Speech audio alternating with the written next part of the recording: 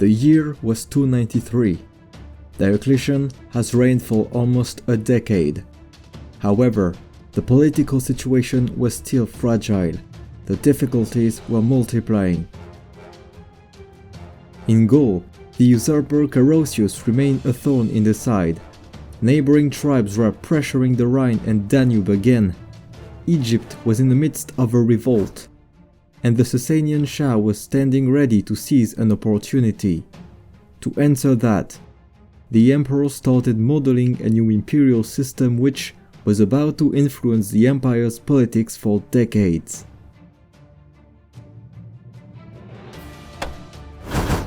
On the 1st of March 293, two ceremonies took place simultaneously at Nicomedia and Mediolanum. Two men were raised to imperial power and named Caesars. These men, appointed directly by Diocletian, both came from Illyria. They were Constantius and Galerius. A new system was born, the Tetrarchy. Diocletian imagined the sharing of power as a necessity to prevent or at least limit usurpations while preparing the Caesars to rule the empire, establishing a notion of meritocracy. Thus, Maximian, August in the west, was assisted by Constantius. In the east, Diocletian was associated with his Caesar, Galerius.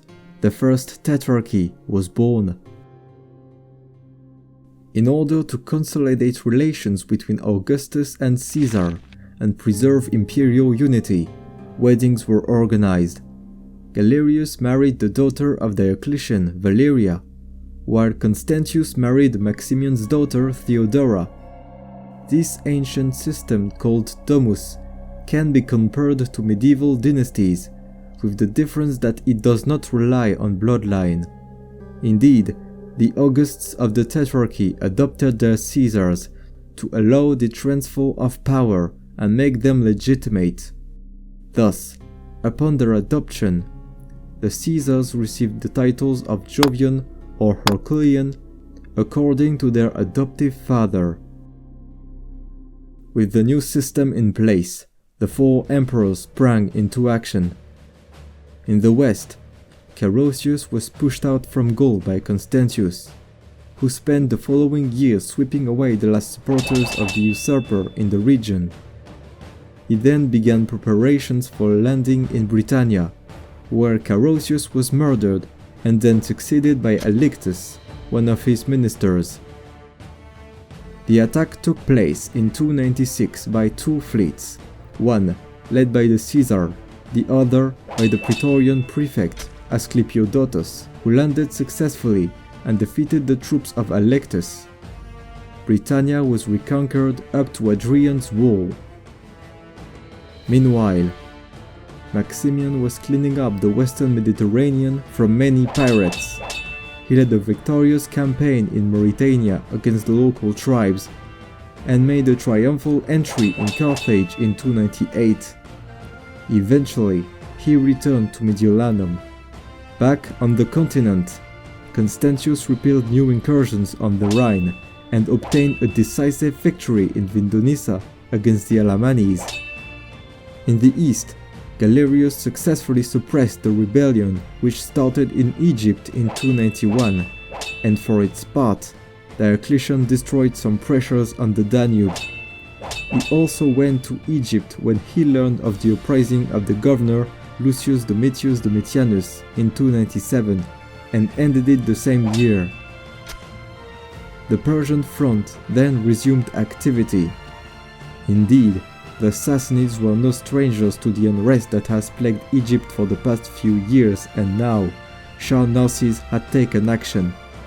He began by dethroning the pro-Roman king Tiridates III in Armenia, and then entered Syria. He was confronted by Galerius, and despite early successes, the Caesar was defeated at Carrhae. He received reinforcements from the Balkans, and probably from Egypt as well, and returned to the front. The Romans regained control of Armenia. Galerius won a decisive victory at Satala, and then descended in Mesopotamia to the Persian capital. Peace was signed with the Treaty of Nisibis. Rome regained control of some territories beyond the Euphrates. The Tetrarchy had thus shown its effectiveness by bringing victory on all fronts. The military situation was greatly improved. The year 303 marked the 20th anniversary of Diocletian's reign. It was something unique since the Pax Romana, proof of the political stability successfully established by the Tetrarchy. For the first time since 290, Maximian and Diocletian met in Rome to celebrate the 20 years of their rule, and also took the opportunity to celebrate the 10 reigning years of the Caesars. The Tetrarchs were glorified, monuments were built in their honor, such as the Monument of the 5 Columns located in the Forum. On November the 20th, 303, a triumphal procession took place, and the emperors attended a celebration in the temple of Jupiter Capitoline. It was probably on the way back, somewhere in Italy, that Diocletian fell ill. It is this sickness, and probably the impatience of the two Caesars to rise to the rank of Augustus, that decided Diocletian to abdicate the emperorship. It is also likely that he had planned his abdication several years ago.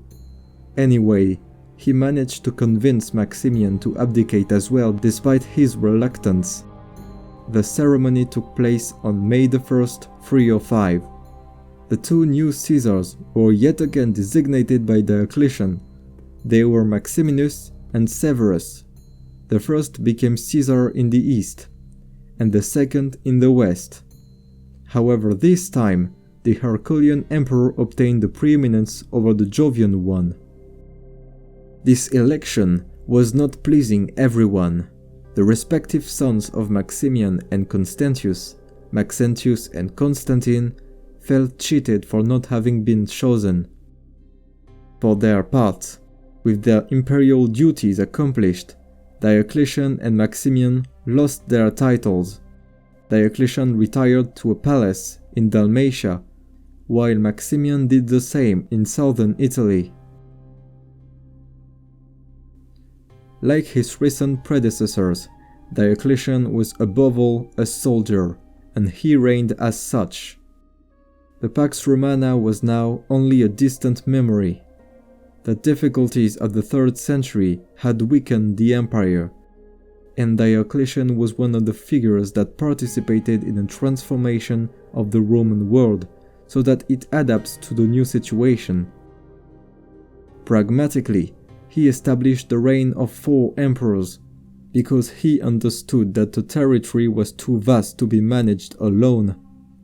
The Tetrarchy was about to be tested, while the abdication of its founder was already creating tensions. A new era had started, the Dominate.